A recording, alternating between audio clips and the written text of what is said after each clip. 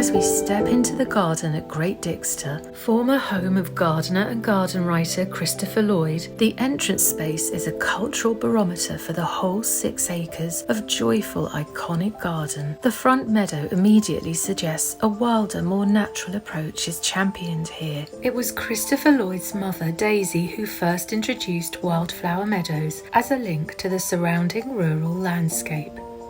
But the importance of formal structure is evident from the flanking yew hedge of sculpted living architecture introduced by Christopher Lloyd's father, Nathaniel, to enhance arts and crafts style garden compartments. Through the portal we catch a glorious glimpse of the vibrant barn garden beyond.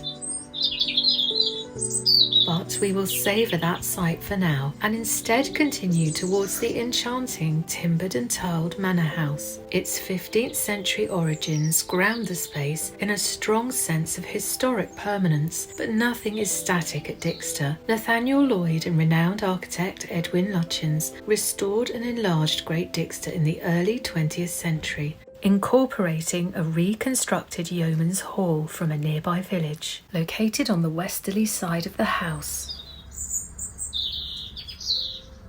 Greeting and embracing visitors either side of the porch, because Dixter plants are some of the most friendly and tactile you are ever likely to encounter, is a textural topography of pot plants, a seasonally changing container display full of unique and experimental combinations of texture, form, colour and scent, continuing the skillful staging that Christopher Lloyd first introduced for pleasingly theatrical effect.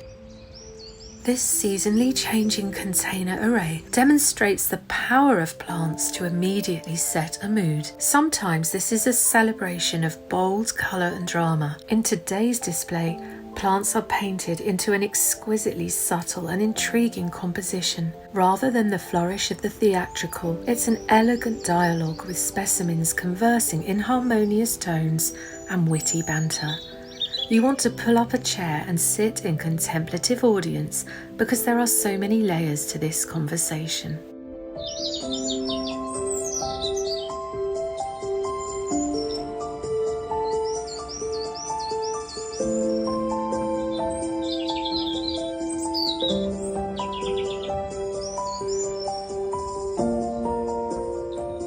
Even with the briefest eavesdropping, there is so much to take away as a visitor. We often pair identical plants either side of a doorway, but balancing the dense clusters of glowing coal marigold heads against airy stems of an orange geum trio would create a visual echo in a much more freeing way. Setting bright golden foliage at the outer margins of the display draws the eye outward, giving an expansive feel. The highlight of sunny conifer leafage is gently smudged into the composition by lime-leaved heuchera. The golden sedge, adding movement in the slightest breeze, is a fountain of colour flowing into the composition through the yellow-toned persicaria foliage.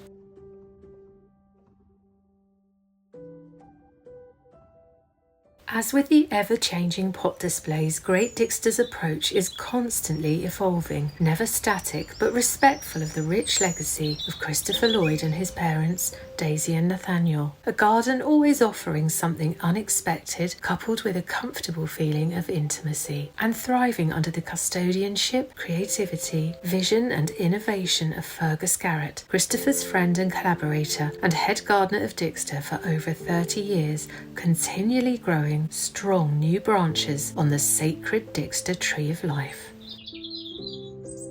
We soaked in the richly satisfying solar garden bedding where the garden team experiment with new plants and novel combinations, completely reinventing the scene several times each year.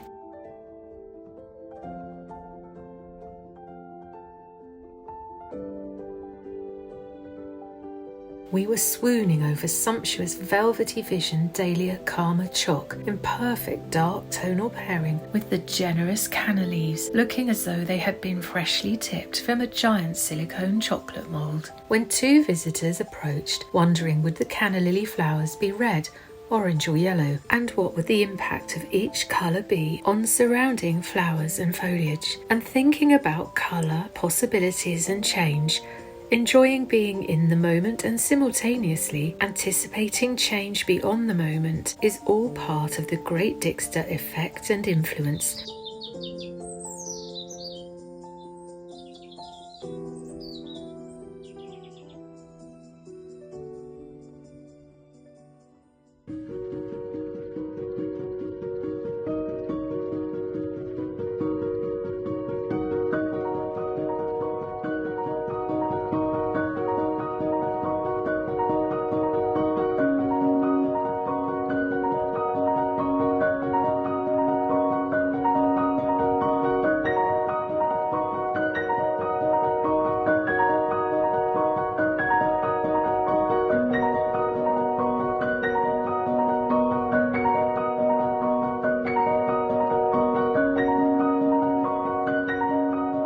The barn garden, like many other magical spaces at Dixter, echoes pre-existing farmstead divisions which architect Edwin Lutyens utilised in his 1910 design for garden compartments, often showcasing the existing functional but highly skilled traditional building craftsmanship that Nathaniel Lloyd highly valued. The Great Barn, over 500 years old, dominates the skyline, a vast matte-textured pixelated foil to the lush softness and colourful profusion of planting. The fabulous cat-slide roof comes sweeping down as though to further emphasise the sense of tumbling charm and terracing, plants gently spilling across pathways and leaning in to rustle and whisper in your ear as you pass.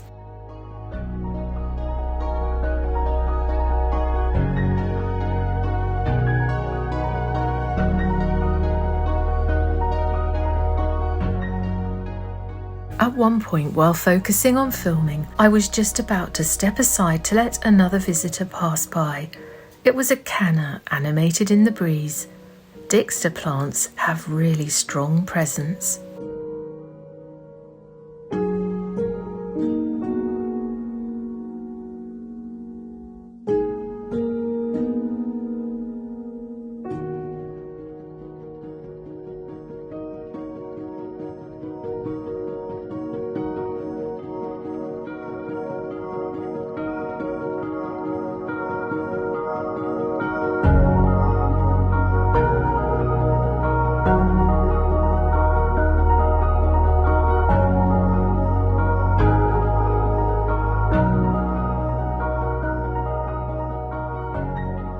At the heart of this space is the sunk garden, with its central octagonal pool set within a rectangle of York stone paving, softened by carpeting plants and a froth of self-cedars in retaining walls.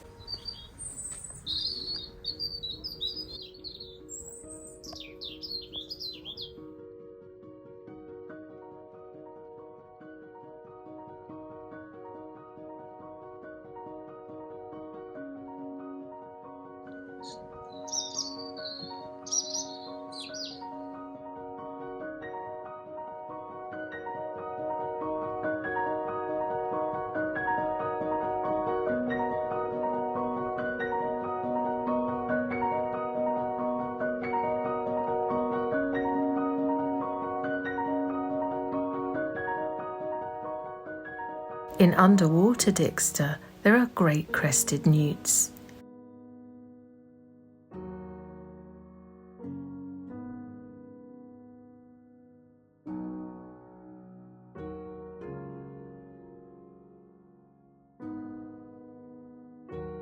The multi-layered charm runs deep. The riches attracting pollinators to the garden are very evident. A biodiversity audit of Great Dixter revealed that its ancient woodland, pasture, meadows and ponds are incredibly rich in wildlife. But the most unexpected finding was that the greatest abundance of wildlife was in areas of ornamental planting. This is in part a testament to the intensive layering approach to planting, which ensures high-impact plant succession for an extended season of non-stop floral and foliage interest.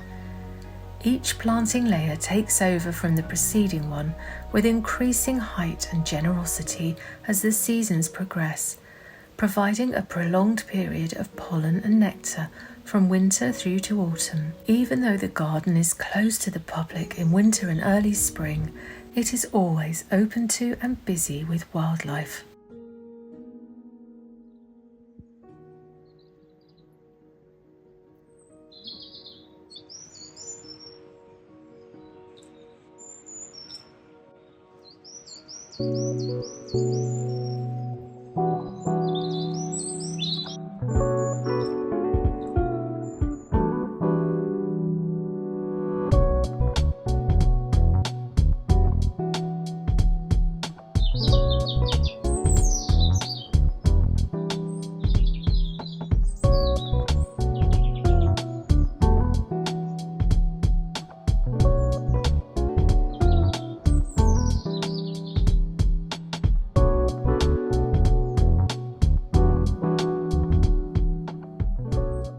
In the corner of the wall garden is a beautiful Chilean Myrtle Amomyrtus luma, an evergreen with aromatic foliage bearing clusters of white blossoms buzzing with life, and very handsome deep cinnamon trunks that peel as the tree matures to reveal creamy bark beneath. This is a very personal space, with a pebble mosaic of Christopher Lloyd's dogs, the Dachshunds Dahlia and Canna, and some plant pairings that make one think of the ramped-up colour combinations he introduced to Great Dixter. The central container display is a complete joy, soothing the mind yet energising the body, a perfect sculptural grove of textural layers and warm and cool colour dimensions.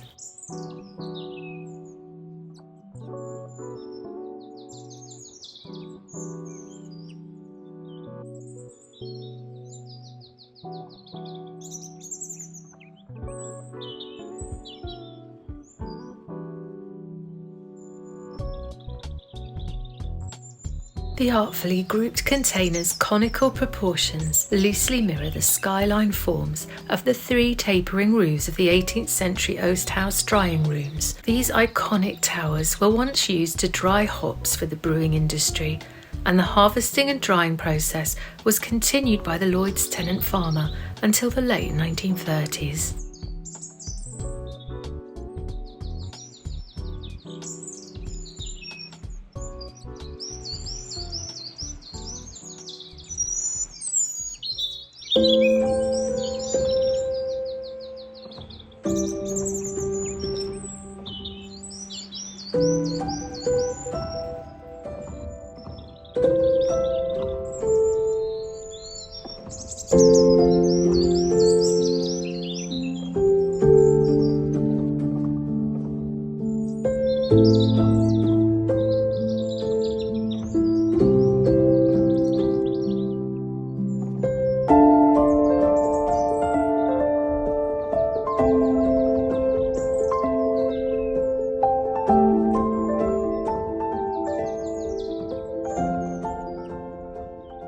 Yew is one of the few conifer species native to the UK.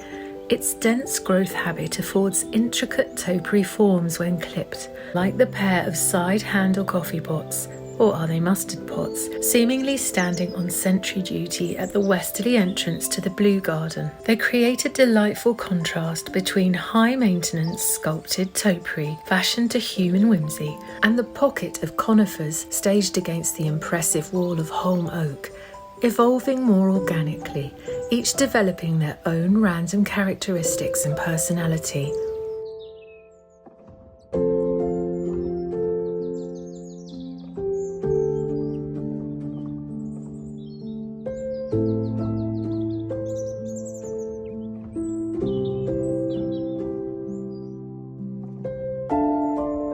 The pretty impression of feathery needles transforms to a more fairy tale quality once shade falls across them, as if each has its own unique fable and a slightly mysterious backstory.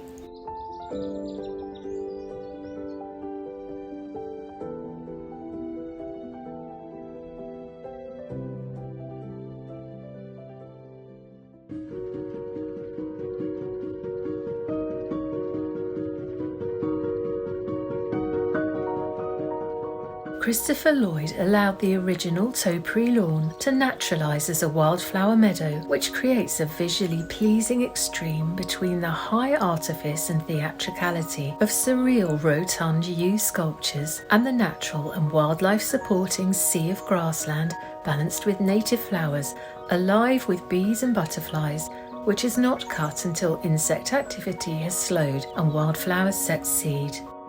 This epitomises Dixter's seamless merging of creative high cultivation and sensitive management of natural areas for species-rich biodiversity.